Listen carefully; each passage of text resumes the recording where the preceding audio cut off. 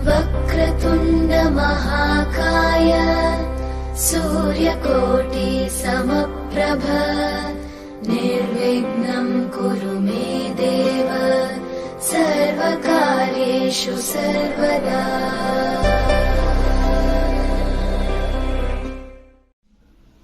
प्यारे बंधुओं, आप सभी को मैं नमस्कार करता हूं, सभी को प्रणाम करता हूं। आज मैं श्रीमद् भागवत की कथा के बारे में आपको ज्ञान कराऊंगा।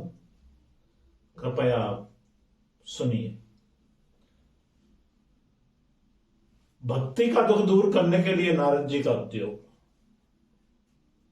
जब भक्ति अपने पुत्रों को जगाने के लिए नारद जी से कहने लगी, तब नारद जी ने कहा, वृथा खेदयसे बाले अहो चिंतातुरं कथम श्री कृष्ण चरणाम्भोजं स्मरं दुखम गमिष्यति।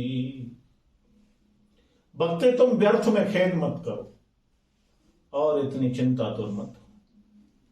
भगवान श्री कृष्ण के चरण कमलों का चिंतन करो, उनकी कृपा से आपका दुख दूर हो जाएगा। भगवान ने कौरवों के अत्याचार से द्रौपदी की रक्षा की थी एवं गोप सुंदरियों को शनाथ किया था।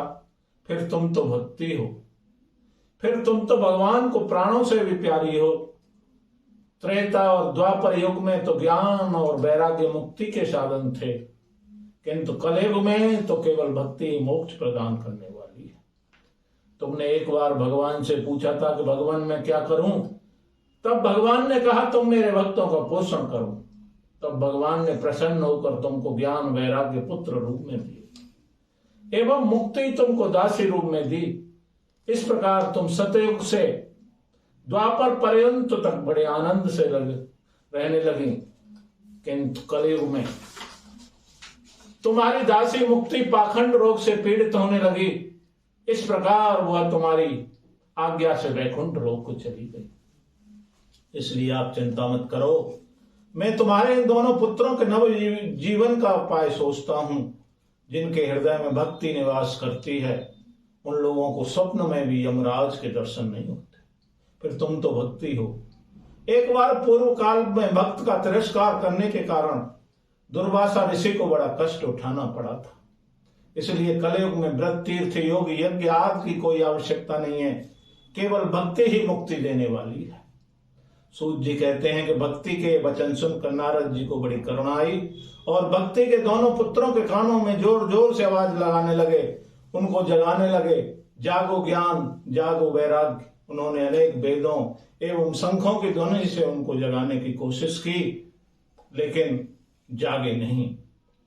तभी एक आकाशवाणी हुई कि नारद जी, जिस उद्योग को आप कर रहे हो वह अवश्य ही सफल होगा। इसका रास्ता संत शिरोमणि बताएंगे और उस सत्कर्म को करने से ही ज्ञान वैराग्य की नींद समाप्त हो जाएगी और भक्ति का प्रसार होगा। नारद जी कहते हैं कि जो आकाशवाणी ने कहा वह गुप्त रूप से कहा। अब संत शिरोमणि कहाँ मिलेंगे? अब आकाशवाणी ने जो कुछ कहा मुझे उसी प्रकार करना चाहिए। सूत जी कहते हैं, तत्र द्वावपि संस्थाप्य निर्गतो नारदो मुनि तीर्थे तीर्थे विनिष्क्रम्य प्रच्छन्न मार्गे मुनिश्चरान। सूत जी कहते हैं कि सौनक जी, तब ज्ञान वैराग्य को वहीं छोड़कर नारद जी वहां से चल पड़े। तीर्थों में मुनियों से इस साधन को पूछने लगे, लेकिन सबने सोचा कि नारद जी इतने विद्वान हैं, जब इनको नहीं पता तो हमको क्या पता है। इस प्रकार वह सब चुप पड़ जाते और वह साधन किसी ने नहीं बताया। तब नारद जी को बड़ी चिंता हुई और वह बद्रीवन में आए और उन्होंने निश्चय किया कि मुझे ज्ञान वैराग्य को जगाने के लिए तप करूंगा।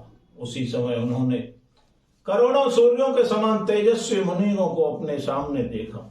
नारद जी ने कहा, इदानीं भूरिभाग्येन भवद् संगमो अभवतः कुमारा बुभृतां शीघ्रं कृपा कृत्वा ममोपरि। मुनियो, महात्माओं, इस बड़े मेरे भाग्य से आपके साथ समागम हुआ है। आप मुझ पर कृपया करके शीघ्र ही वह साधन बताइए। आप बड़े योगी, बुद्धिमान एवं विद्वान हैं। देखने में प्राय 5 वर्ष के लगते हैं, लेकिन आप पूर्वजों के भी पूर्वज हैं। आप सदैव बैकुंठ धाम में निवास करते हैं। सदैव आप हरि संकीर्तन में लगे रहते हैं। इसी से आपको बुढ़ापे ने नहीं घेरा है। आप मुझे उस आकाशवाणी के बारे में बताइए जो